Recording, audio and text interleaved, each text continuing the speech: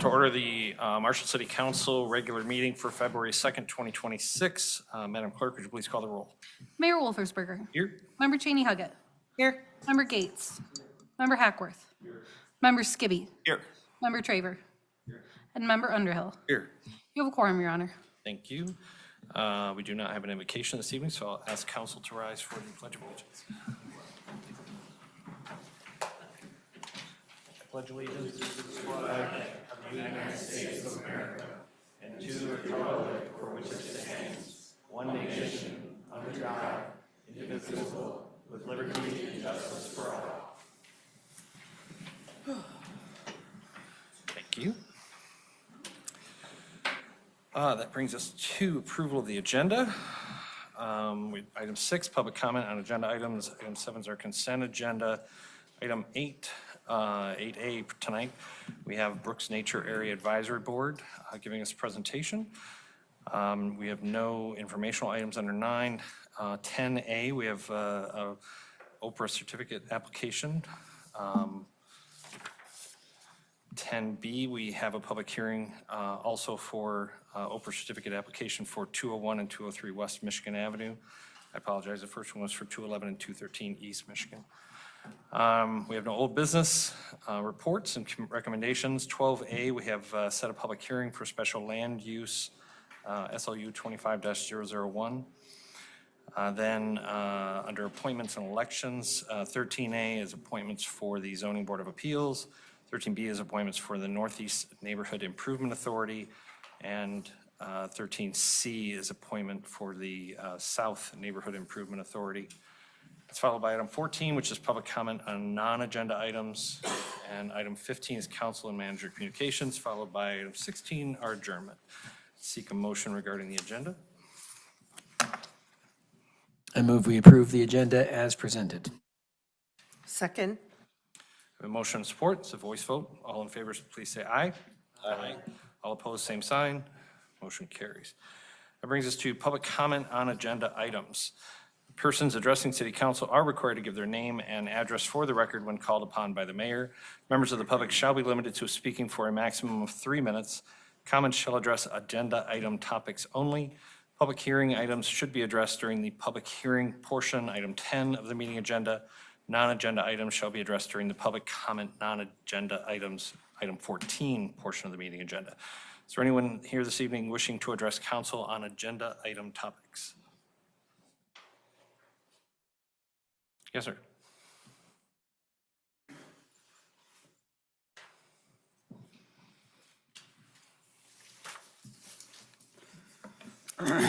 Barry Wayne Adams, 622 West Green Street. First of all, I want to object to the approval of the last minutes. Again, when you are creating a public record of a public meeting, it's crucial that you include the substance of what the public comment is. To not do that is to, again, to just, you're ignoring our input. And the requirements of Article 1, Sections 1, 2, and 3 of the Michigan Constitution require that you listen to these people and take their instruction and not just let public comment go in one ear and out the other without taking into consideration what we're trying to bring to you. Your obligation is to follow our instruction, as it says in Article 1, Section 3 of the Michigan Constitution. And while I'm at it, there is no constitutional authority to restrict public comment as to time or topic. No constitutional authority whatsoever, Article 1, Section 5. Okay. These special hearings for special land use is reflective of more of a system of lawlessness than lawfulness, because what it really says is that there is just an erected facade of legalistic consistency, which can be easily overturned by, jumping through a few procedural hoops. Article 1, Section 2 of the Michigan Constitution requires that there be equal protection of the law. So that means that you make a law, it applies to everyone equally. So, for issues like land use, that shouldn't be any different than me, asking for a special license to go rob a bank or, commit some other thing that would ostensibly be prohibited by the current legalistic structure. So again, through your procedural mechanisms, you are showing yourself to be something other than a lawful de jure constitutional body. And that's very, very upsetting. All right, thank you. Thank you, Mr. Adams. Anyone else wishing to address council this evening on agenda topics? Yes, sir.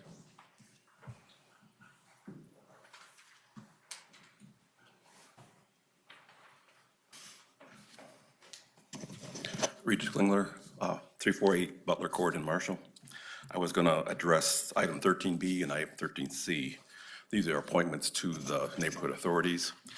Those got me thinking. I went to the city website, and the one for the Northeast Neighborhood Improvement Authority, where you want to put an application in to be on a board or commission, it's not even listed there. So I hope that gets corrected, so that will be added to that. The other comment is the Transit Authority. Obviously, the Transit Authority will be interested in these neighborhood districts, but putting them on the authority or on the board, I don't really see that as necessary. They don't have expertise in funding, selling land, or anything like that. They have expertise in how to get people to the neighborhood and from the neighborhood, but definitely I don't see their relevance to being on that board. 13C is the South Neighborhood Improvement Authority. Again, that's not even listed on the application file, so I hope that gets added to that, so you have a complete list of all the boards and commissions for the city. And there's also on the city website the openings for the year upcoming on what's on those stores. Again, the Southern Neighborhood Development or Improvement Authority isn't listed there, and obviously there was a vacant seat and you're adding somebody else, so that should be in that list also. And also, I don't see, again, the Transit Authority having, why are they on the board? Why aren't they the authority? Obviously, the authority would listen to them as far as input of getting transportation to and from those. But having the Transit Authority on though, they aren't experts in land and land use and, tax exemptions, that kind of thing. I just don't see that. Even though it's a former city official who's being appointed, I don't see that as a reason for adding to those boards. Thank you. Thank you. Anyone else wishing to address council this evening on agenda topics? Seeing none, we'll move to the consent agenda. 7A is city council minutes from our regular session, January 20th, 2026. 7B is city bills, purchases on January 16th, 2026 of $1,483,680.42. Then we have purchases from January 23rd, 2026 of $220,149.12 for a grand total of $1,703,829.54. And then we have 7C, our special event application for Blues Fest. I would seek a motion regarding the consent agenda.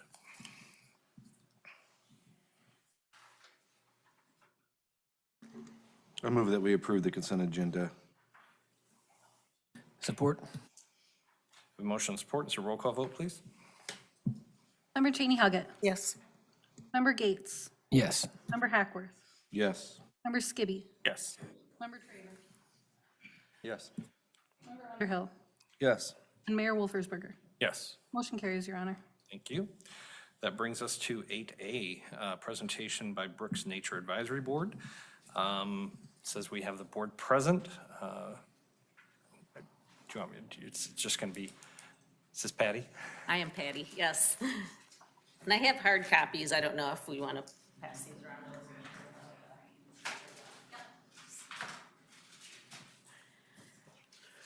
Well, I'll be brief here tonight. Thanks for letting us take a little bit of your time. I'm Patty Hoke Meluish. I'm on the Brooks Nature Area Advisory Board. That's Aaron.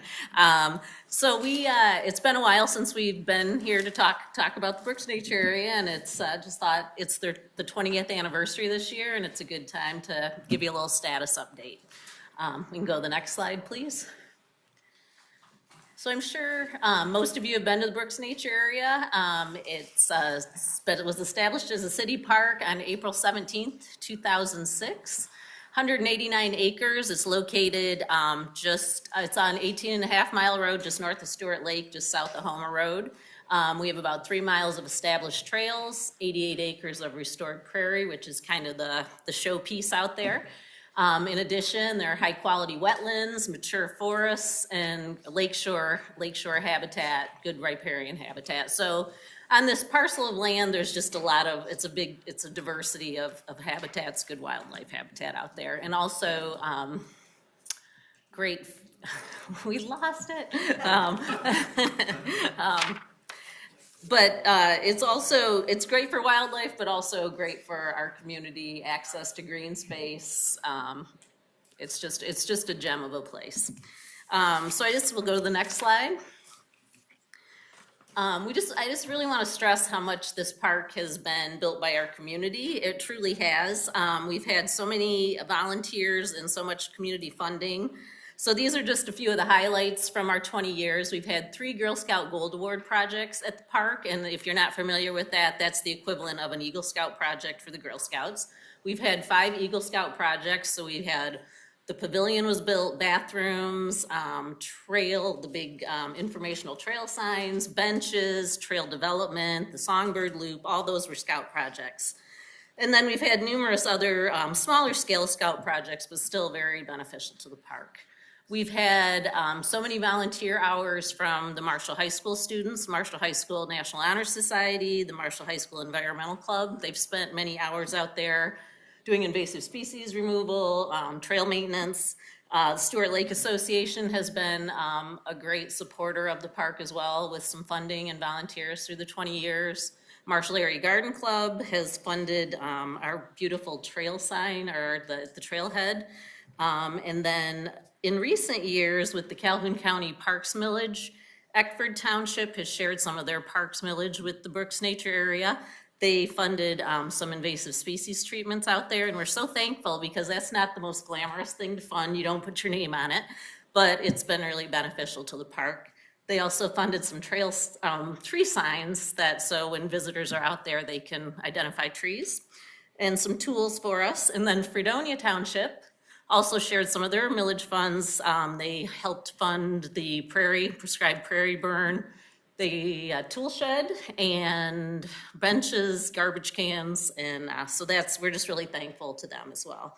And then countless other citizen volunteers and donations through the years. So it's just really has been built by the community. Next slide. So it's the 20th anniversary, and we're gonna have some special events for the park this year.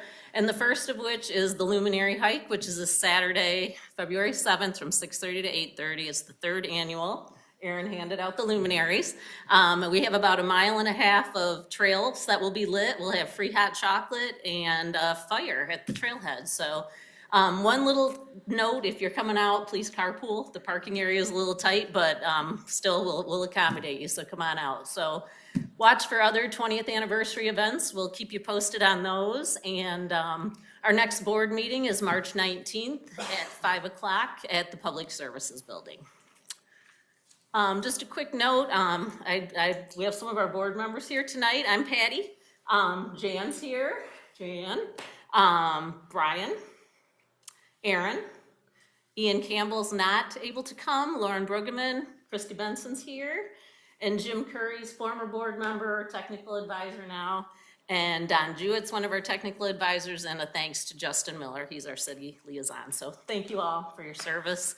And thanks to the city of Marshall, the community, for making the Brooks what it is today. So Thank you. So much. Yeah. Any questions or comments from council?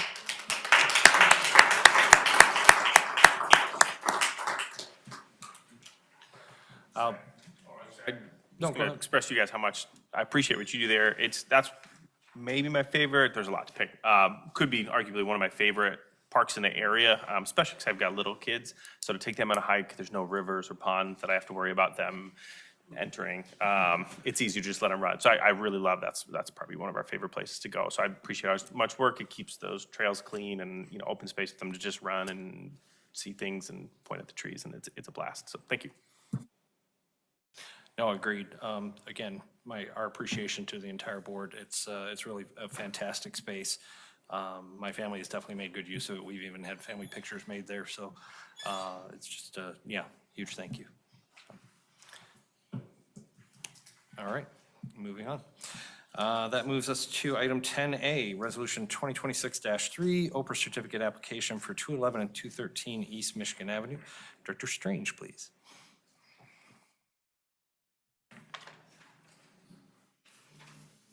Good evening.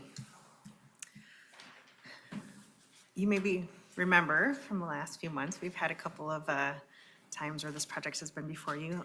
Tonight, we are talking about, for this item, 211 and 213 East Michigan Avenue. This project currently needs an Oprah certificate. Let's see, we have an Oprah policy for the city that outlines the process which aligns with the state of Michigan requirements for the Oprah to be used as a tool to development. As part of that process, following the establishment of the Oprah district, which we engaged with a few months ago here, or a couple months ago, approval is needed for an Oprah certificate application. Tonight, we're holding the public hearing and asking for approval for a resolution to approve the Oprah certificate for 211 and 213 East Michigan Avenue. I'm sorry. Yeah, that's right. This is the next step in the process before it's submitted to the state. Any questions? No, We have- we'll we do do- questions after the public hearing. Yeah, perfect. Yeah, thank you. All right, with that, I will open the public hearing for Resolution 2026-3, Oprah Certificate Application for 211, 213 East Michigan Avenue.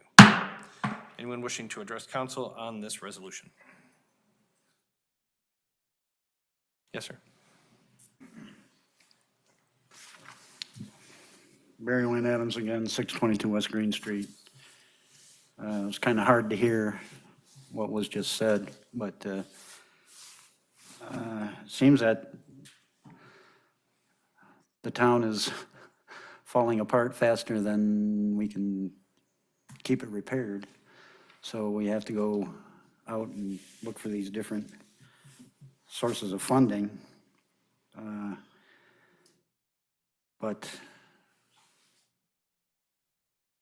it ends up turning the city into a beggar municipality where, we can't stand on our own 2 feet and we have to keep going out and asking for external sources of revenue. But I've repaired many of the old downtown buildings. I was a licensed residential builder and worked with Mike Sullivan, and we did a lot of historical renovation. It was a very enjoyable way to make a living. But it'd be nice if that we could just do this without having to go stand out in the street with a tin cup and asking for external sources. But I'm all for keeping these old buildings. These historic buildings are what makes Marshall Marshall. And if anything, those sources of value need to be given high priority, especially since the tarnishing of the small town historical ambience of the city that has occurred from all this hasty industrialization. So, yeah, let's keep these old buildings patched up and let's not turn Marshall into something it shouldn't become. All right. Thank you, Mr. Adams.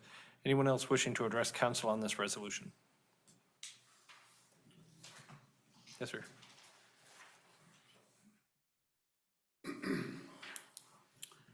David Begg, 504 West Green Street. I'll piggyback a little bit on what Mr. Adams just said. I think these old historical buildings in Marshall are very valuable and very important to the character of our community. And I appreciate that we have people who are investing a great deal to restore these buildings and not just patch them up, but restore them to add greater use to those buildings by be able to utilize different floors within the building in ways that some of these buildings haven't been used in a long time.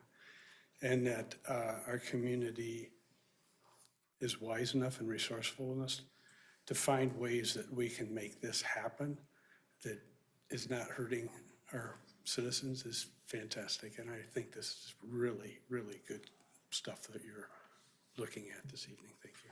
Thank you, sir. Anyone else wishing to address council on this resolution? Seeing none, I will close the public hearing. Now, any questions, comments, or discussion from council?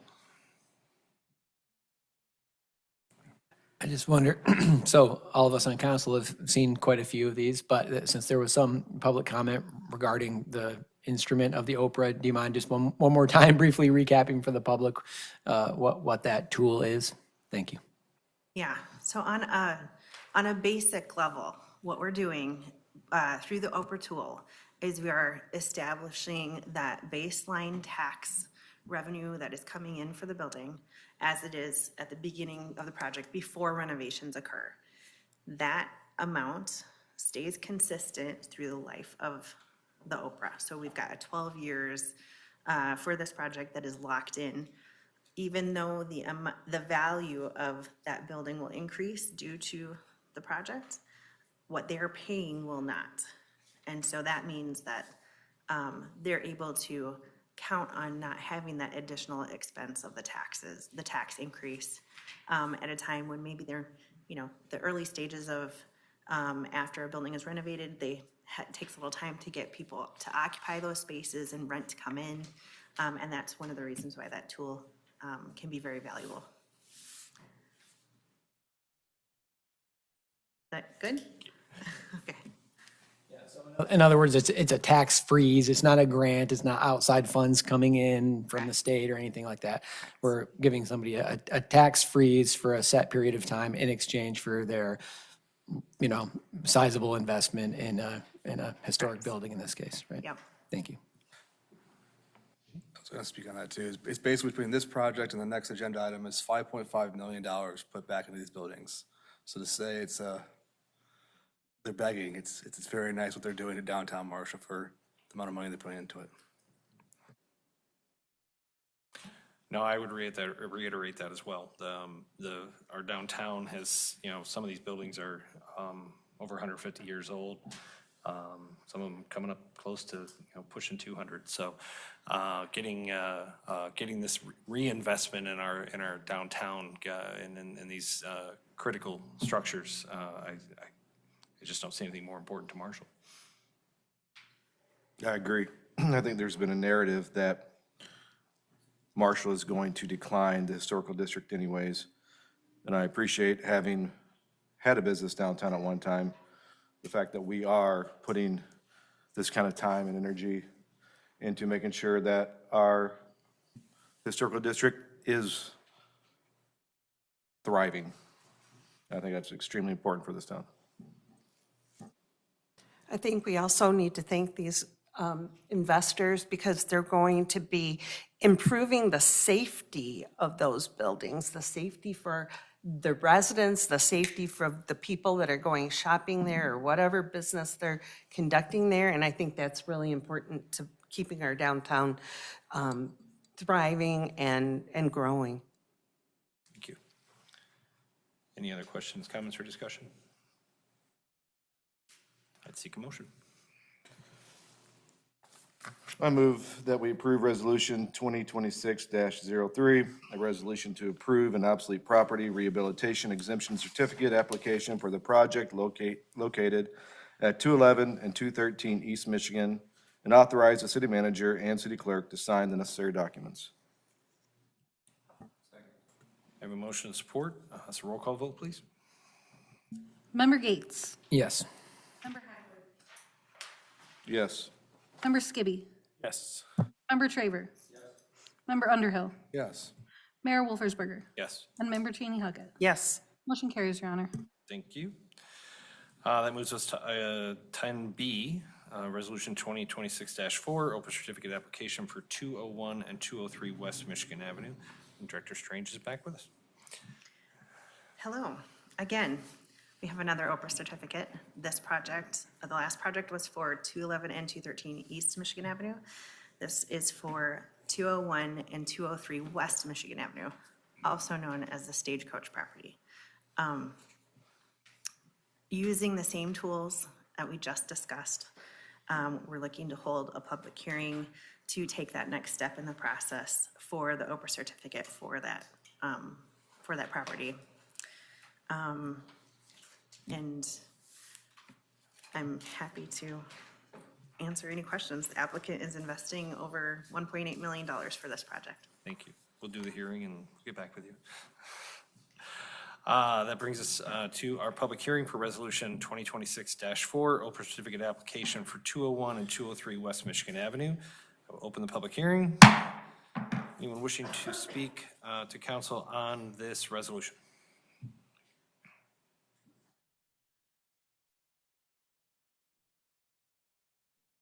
Seeing none, I will close the public hearing. Any questions, comments, or discussion from council? I would just say I support this for the same reasons I supported the last one. But certainly the Stagecoach is an iconic property in Marshall, so we love seeing it preserved. And like we said, that's what Marshall's all about. So very happy to see that investment taking place. No, I will echo those sentiments as well. I can't, there's few properties that define Marshall more than the coach, so. If there's no further comments or discussion, I will seek a motion. I move that we approve Resolution 2026-4, a resolution to approve an obsolete property rehabilitation exemption certificate application for the project located at 201 and 203 West Michigan Avenue, and to authorize the city manager and city clerk to sign the necessary documents. Second. A motion and support. Let's roll call vote, please. Member Hackworth. Yes. Member Skibby. Yes. Member Traver. Yes. Yes. Mayor Wolfersberger. Yes. Member Cheney Huggett. Yes. Member Gates. Yes. Motion carries, Your Honor. Thank you. That moves us down to 12A, set public hearing for special land use number SLU 25-001, and Director Strange is back with us.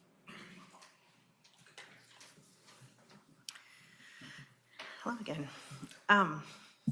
There is a proposed project for 2 drive-through restaurants, a Dunkin' Donuts and Jimmy John's, and a central retail store. It's proposed to be a UPS store at 15855 West Michigan, which is the kind of outlot, I'm going to say, adjacent to the Taco Bell. It's west of the Taco Bell.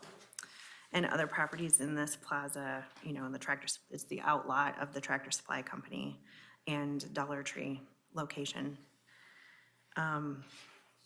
There is a lot of documentation in your packet about that project. And what we need to do, what I'm asking tonight, is that we could set a public hearing for that special land use application. It has already gone through the Joint Planning Commission. They have approved the special land use application at their meeting, and they have also given approval for the project itself. There's criteria for the special land use included in my narrative, and I'm happy to answer any questions. Just keep in mind, we are just scheduling the public hearing tonight, but if there's any questions, comments, or discussion from council? Did we get the right-of-way for, right-of-way might be the wrong word, for the runoff water to go into the drainage pond behind the building? There is a series of agreements that are contingencies as part of that site plan approval for this project. Everything from calculations for the volume for that stormwater retention basin to easement agreements in those through parcels. So that's the primary contingencies, I would say, related to that site plan approval. This came up too during the JPC meetings, and one of the comments that got made was that at the moment, this site is 100% covered with asphalt. And so when they actually tear that up and put in the buildings and the landscaping and whatnot, they'll actually be reducing the amount of coverage that it has currently. So it should help, actually. I would just make a comment that it wasn't that long ago that whole area over there, Kmart pulled out, and that whole part of the plaza was sort of dead over there. So I think it's fantastic to hear that those spaces have filled up where Kmart was, and now we're going to have even more activity there, and it's a great place for that development to happen. So I think it's great. Any other questions, comments, or discussion? I was just going to ask, is the developer also the franchisee for the three or any of the businesses? So are they all of them together? Yes, I believe that the developer is the franchisee for the Dunkin' Donuts and Jimmy John's. Okay, and then the UPS may just be separate or corporate. Okay, cool. Just curious. Yeah, he said they operate Yeah, others. yeah, he's got several in the area. Gotcha. I know they built a Dunkin' Donuts in Battle Creek. I wondered if it was the same as well, but I'll reserve my opinions on Jimmy John's for non-council communications. But yeah, I was just curious if they were connected, or if it was somebody local who was franchising and somebody else building. Okay. Any other questions, comments, or discussion? I would seek a motion.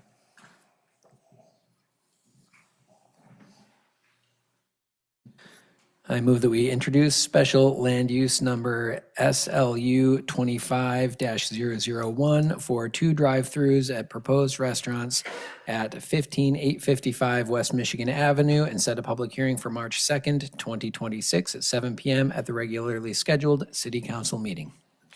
Could I ask you to amend? It's 15885. Oh, excuse me, 15885. Don't know what I said, but yes, that. Okay. Second. I have a motion and support. It's a voice vote. All in favor, say aye. Aye. All opposed, same sign. Motion carries. That brings us to 13A, appointments for the Zoning Board of Appeals. I'm recommending that we, so Ian Stewart was on, was our Planning Commission liaison to the Zoning Board of Appeals, and he had to withdraw, and so I'm now recommending Carl Sievertson to be a new member of the Zoning Board of Appeals with a term ending on March 10th, 2028.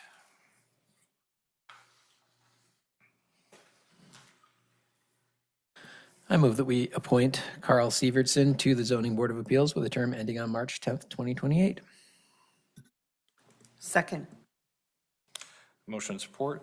It's a voice vote, so all in favor say aye. Aye. All opposed, same sign. Motion carries. 13B, so this does need a little bit of introduction. This is the appointment for the Northeast Neighborhood Improvement Authority. We are looking, happily, Dave DeGraw has been a member of this authority since it was formed, and he is looking to be reappointed. That's a great thing.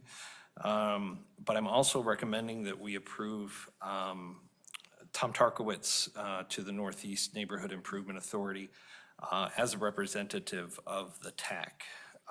This is the TAC, because the NIA is a tax capture entity, they are capturing tax dollars that would normally go to the TAC.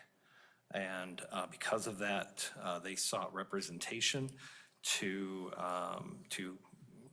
essentially have input on how those tax dollars are handled, and you know, even how long the how long the NIAs continue to exist.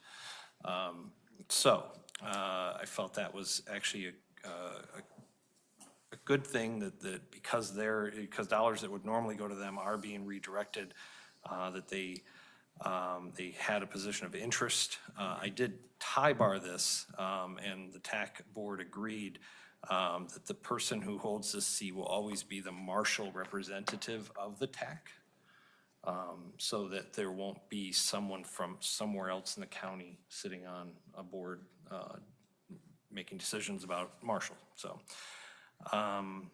with that, I would seek a motion regarding 13B, or if you have any questions. It also helps he's in the area too. He does. He is a resident of that Northeast NIA. Obviously, that won't apply to the South one, but and he's, you know, obviously he as an individual has a wealth of experience in planning and management. So I would seek a motion. I move that we approve the reappointment of Dave DeGraw and the appointment of Tom Tarkowitz to the Northeast Neighborhood Improvement Authority for terms ending December 31st, 2029. Support. We have a motion and support. It's a voice vote. All in favor, please say aye. Aye. All opposed, same sign. Motion carries. That brings us to 13C. And Mr. Murphy had actually resigned from the South NIA and is seeking to be reappointed. And we had not filled his seat, so I am recommending that we reappoint him to a term ending on December 31st, 2029, and then also, again, for the same reasons, Tom Tarkowitz as a representative of the TAC, and again, would be tie-barred to whoever our marshal appointee is to the TAC. So I would seek a motion or questions.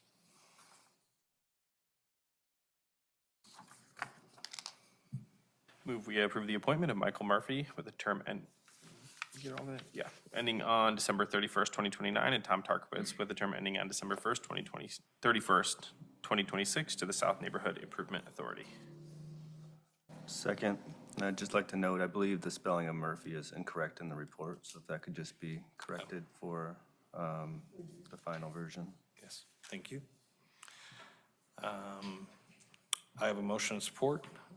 All in favor, please say aye. Aye. All opposed, same sign. Motion carries. That brings us to public comment on non-agenda items. Persons addressing city council are required to give their name and address for the record when called upon by the mayor. Members of the public shall be limited to speaking for a maximum of 2 minutes. Comments shall address non-agenda item topics. Public hearing items should have been addressed during the public hearing portion, item 10 of the meeting agenda. Agenda items should have been addressed during the public comment agenda items, item 6 portion of the meeting agenda. Is there anyone wishing to address council this evening on non-agenda items? Yes, sir.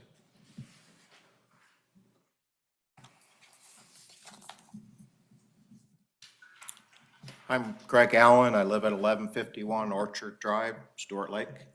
I look out my window and I see the Brooks Nature Park. It's literally across the lake from me. As a matter of fact, my son did the very first Eagle Scout project out there. I'm curious, and I've noticed a lot of great comments about the Brooks Nature Park. And it really concerns me that there's some discussion and investigation about building a data center literally at the border of our Brooks Nature Park.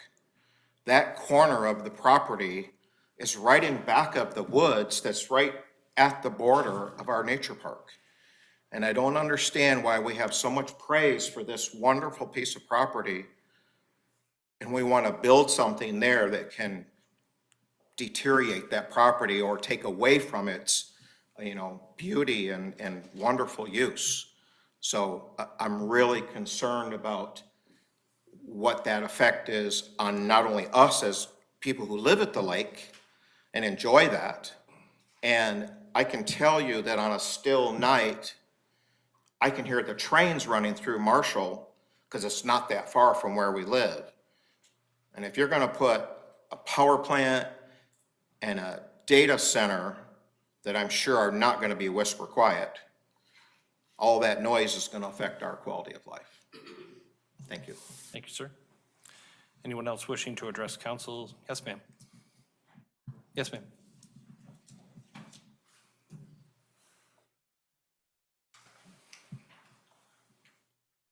Sue Barnes, 419 East Drive. My information is from a report from the University of Michigan. A data center is a building of servers that run all the time.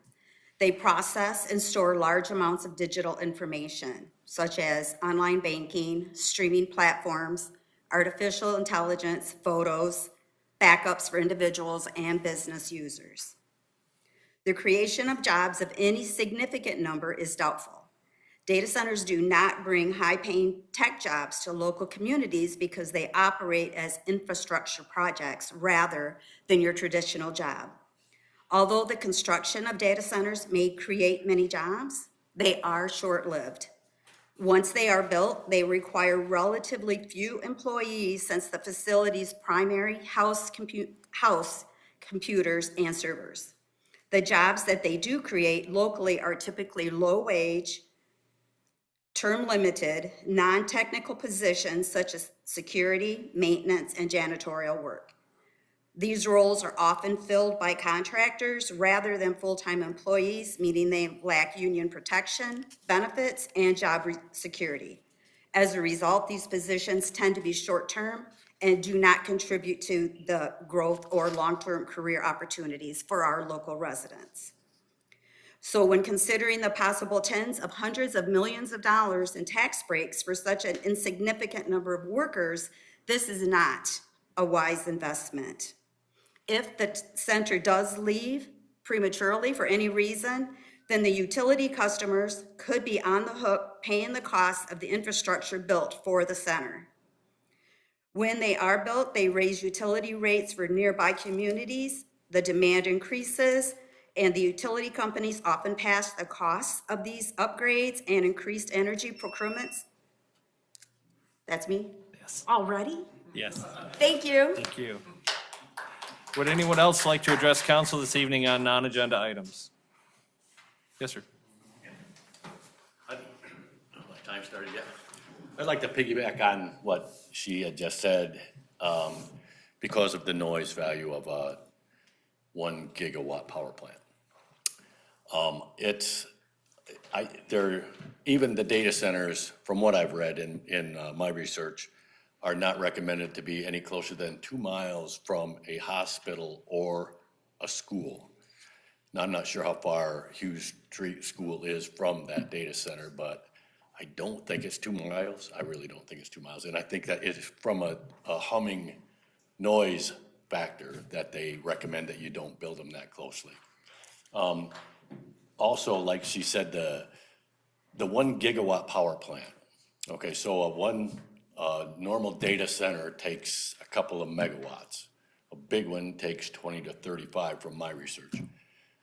We're looking at 1,000 megawatts. So these buildings are capable of producing much more power than even that data center is going to use. So sounds good because they can sell it back to consumers' power and they don't have to produce that power. But if they don't produce that power, then we have to pay for that power at the cost of what it costs them to produce that power, because that's how the Michigan regulatory system allows consumers to set their rates. It costs this much money, you're allowed to make this much profit. If this building is a gigawatt, it's not gonna set idle, because that's a big investment for it to set idle. And when they do fire it up and they start selling that power to you and I, it's gonna be more expensive than you think. The other thing I wanted to talk about was water and cooling towers, and I've seen cooling towers that will not keep something cool, and they flood them with water. So they're gonna flood those cooling towers with water in July and August, and every valve that they have will open up to those cooling towers, and I'm afraid that you might not have any bath water, Thank you, sir. so. Anyone else wishing to address council this evening on non-agenda items? Yes, sir.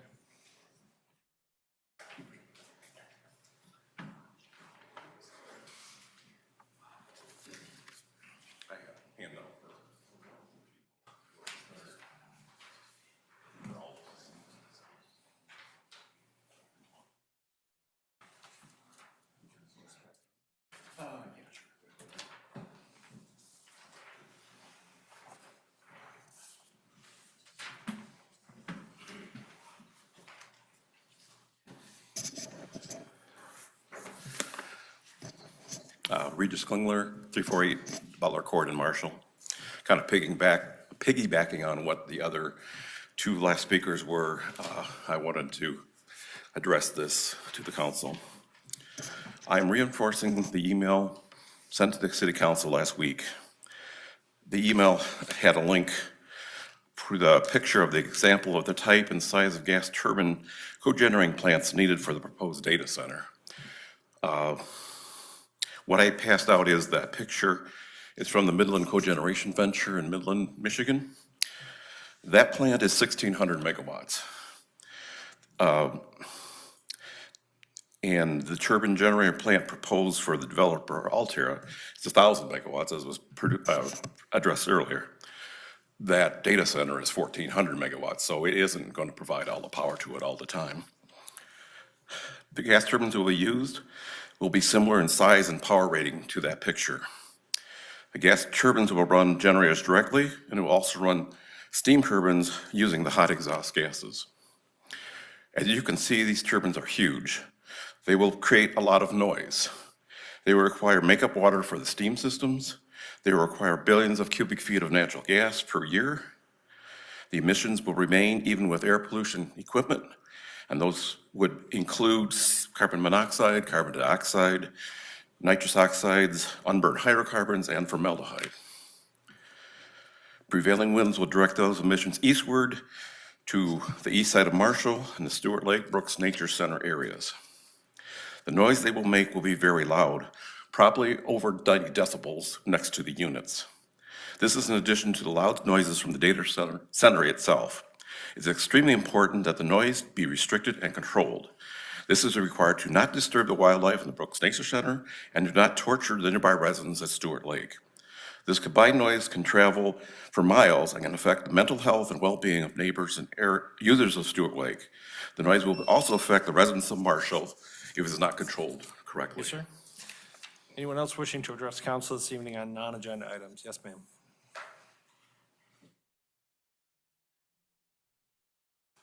Don't start it yet. Don't start it yet. Holy crap. Let me breathe. Okay. Get on your mark, get set, go. Okay, I'm Lynn Slide. I live in the city of Marshall. I have 3 things I want to talk to you about. Now I got 2 minutes. So here we go. First of all, number 1. We citizens respectfully ask you to do thorough research on Altera development and on James Jarvis. Number 2, as I stand here this evening, I am representing a group of Marshall area citizens. We've been meeting on a regular basis. We call ourselves Marshall Area Coalition No Data Center. We are asking for a community meeting on the proposed data center. The citizens have questions. You know that. The citizens have questions. They deserve answers. I want you to please note that at the end of the October 30 meeting between the LDFA and Altera Development, the representative for Altera stated that they are willing to provide updates every couple of months, and it's been 3 full months. I'm going to hand out a letter about the meeting, but I got less than a minute left, and I'm telling you what, Regis didn't even get a chance to finish, so I'm gonna go on where he left off. All right, let's see, I'll start right here where he kind of left off. Wow, okay, Wildlife Brook Nature Center and not torture the hereby residents at Stewart Lake in the city of Marshall. This combined noise can travel for miles, can affect the mental health and the well-being of neighbors and users of Stewart Lake if not controlled. This is real stuff, you guys. It is vital that Marshall put in place noise-limiting ordinances in general and specifically for data centers and generating plants. This should have been started months ago. The noise restrictions need to be in place before Altera and other developers submit site plans and data center. Also. Thank you, Lynn. Okay, Lord, help me. Who will be next? Who will pick this up and read the rest? Thank you, Lynn. Anyone else wishing to address council this evening on non-agenda items? Did you see right out though? Siobhan Milne, 558 North Marshall Avenue. The noise restrictions need to be in place before Altera and any other developer submits site plans for data centers. Also, requirements for closed-loop cooling of a data center needs to be mandatory. Gas pipelines and electric transmission lines will be extremely tested in the next few years. In addition to normal load growth, electric loads from data centers is projected to add additional load of over 30% in the next 5 years. Gas production and gas transmission lines will be stretched as well, as more gas power generations will need to be added for normal electric load and data center load. Any ordinance for data centers must include provisions from developers that guarantee any increased rate or facilities needed by Marshall Electric will be fully funded by the developer. That includes not only electric power costs, but any additional gas fuel costs Marshall's own gas generations would need to pay. I urge the city council members to consider these concerns now, before any plans are submitted for review by the Planning Commission. These concerns are not small and need time to craft properly to protect the people of Marshall and the air, land, and water that supports local wildlife and the local environment. State and federal regulations are not enough to protect Marshall's own unique location. If a temporary moratorium is needed to get these regulations right, then one should be set now, before it is too late. Thank you. Thank you. Anyone else wishing to address council this evening on non-agenda items?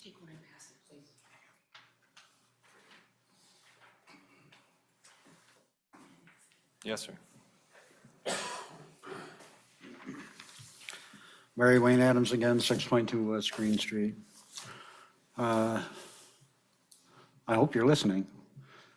Data centers, not good. There's nothing about them that brings a benefit. The only benefit that it's bringing any sort of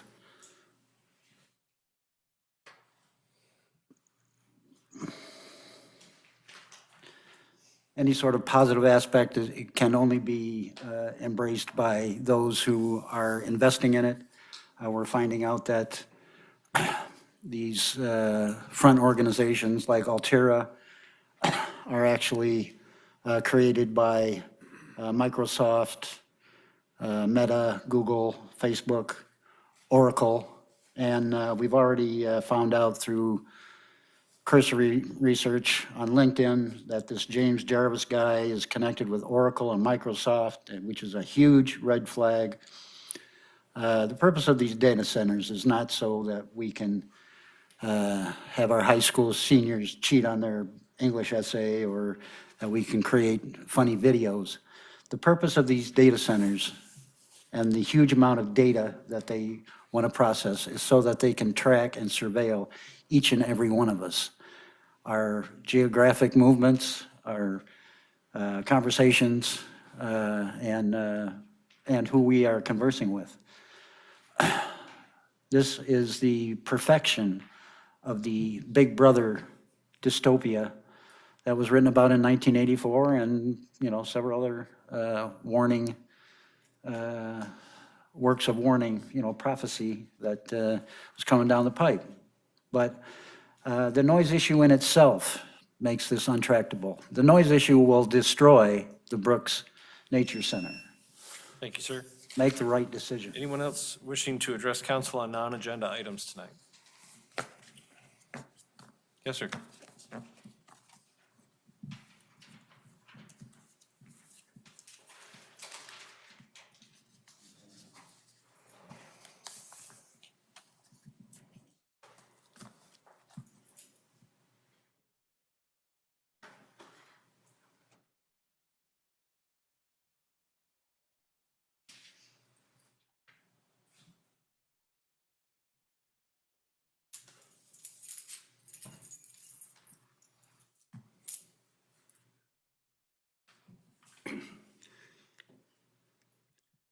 Brian Munger, 200 East Spruce Street, Marshall, Michigan.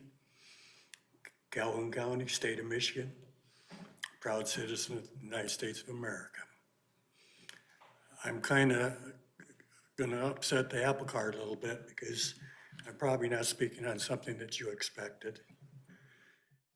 In the past, I've been interviewed by the state police, the city of Marshall Police Department, and Calhoun County Sheriff Department for quite a long space of time. And I have a bucket list of things I'd like resolved before I kick off. And one of those I'm going to ask you to consider is the fact that we need to open up the investigation of Mary Lands. This is something that the city has long said that they can handle this problem, they don't need assistance. Well, it's about time they got some assistance. They can, as a council, you can request help from outside sources, which could be the FBI or it could be the Attorney General's office. And I think this is something that needs to be done. They interviewed me, wanted to know what I knew and what I didn't know, or what I thought I knew. But it's about time this cloud over the city of Marshall gets resolved, that we come to a conclusion, we come to a conviction, and I don't think, well, I have the guts to stand up here, okay? I'm hoping you as individuals or as a group have the intestinal fortitude to do what's right and solve this crime. Thank you, sir. Anyone else wishing to address council this evening on non-agenda items? Seeing none, we will move to item 15, council manager communications, and member Skibby. Yeah, thank you. Just want to thank Manager Perry and Attorney Revore for time you spent last week, talk with me. I know there's a lot of concerns I've gotten from citizens on data centers. I've got a whole list of my own concerns and wondered, what do we do to manage them? So I do appreciate the time you guys spent kind of walking through and talking through some of the mechanisms to do some of the things that have been asked here. We have them in ordinance. I'll have lots more questions coming. But yeah, just want to, I express and then publicly know that I myself and others have, a lot of concerns, and there's things being done and looked into and zoning issues. When I said I care about the Brooks Nature, I think there's a lot of issues that can be managed and mitigated by the city. The proximity to the Brooks Nature area is one that we have a lot of options for. So that's, maybe my biggest concern is just how close it is to a place I really love. So yeah, just so and I appreciate the time spent with our city leaders who know the ins and outs of how to, do these things. I'm relatively new to this world. But yeah, we're working hard, and I've got a lot more questions. We need more answers. We're getting work done, but I do appreciate our city leaders helping, a newbie to this to kind of understand where we're at and what we're doing. Thank you. Thank you. Member Gates.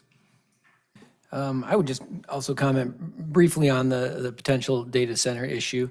Just to say, there are a lot of question marks about whether even that developer is going to want to move forward, given the fact that they're still in the middle of due diligence. But I have communicated to the mayor and to the city manager that I do think I'm in agreement with some of you that I do think we should review our sound ordinances, potentially odor ordinances, anything else that might come into play, to make sure we're prepared for this development or really any other development. It doesn't have to be this particular one or even a data center, but just to make sure that, we have the correct provisions in place for whatever industrial, development might come along. So hopefully we'll be looking into that going forward. Thank you. Member Hackworth. I'm good for tonight, thank you. Thank you. Member Traver. Nothing, thank you. Thank you. Member Underhill. Nothing, thank you. I'll pass tonight, thank you. City Manager Perry. Just briefly, I appreciate City Council attending the work session tonight, talk about the industrial pretreatment program. And again, I know you got inundated with a lot of information in a short amount of period of time, but as you reflect on that this week, if you'd like to sit down, come in, we can bring in Director Davenport and have some additional conversations. So again, you get that level of comfort that you're looking for related to that. But I think we put forward some good improvements to that program.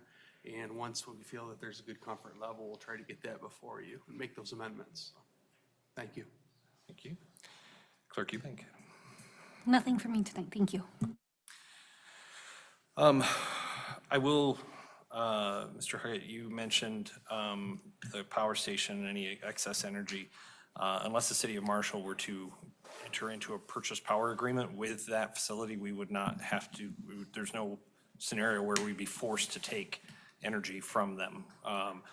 If they generate beyond their capacity, it goes into MISO, it goes into the grid, and then it's sold on the open market. It's nothing that would be, that there'd be any burden put upon the city of Marshall. Also, just Consumers Energy is not involved. This is City of Marshall, and any electric services would come through Marshall Electric. I did want to address, I got some consistent questions this week with everything going on in Minneapolis regarding ICE, and I sought out some information. I thought I would share that. So the ICE agreement, the 287G, which is how they delegate their authority to a local law enforcement entity, if they were to approach the city of Marshall with a 287G agreement, that would have to come before council for approval or denial or whatever we did with it. But it wouldn't, the chief of police, city manager does not have the authority to enter into that agreement. That would come before us. The other question I got very persistently was whether or not current agents working for ICE could become future Marshall Police Department officers. And I was assured that in the state of Michigan and in Marshall specifically, that does require MCOL certification by the state of Michigan for that individual to be a qualified law enforcement officer. So if anybody's prior work history wouldn't come into play as an automatic authorization, they would have to have that additional certification. So, and lastly, the Ice Wine Beer and Blues Festival was very successful. So many people downtown. It was a great event. Even with the cold weather, actually seemed to bring some people out in droves. So, and with that, what do we do have? The Winter Beer Olympics coming up at Dark Horse, and a couple of events coming up at the Frank. Definitely check those out. I think that's it for me tonight. Anything further from council? No?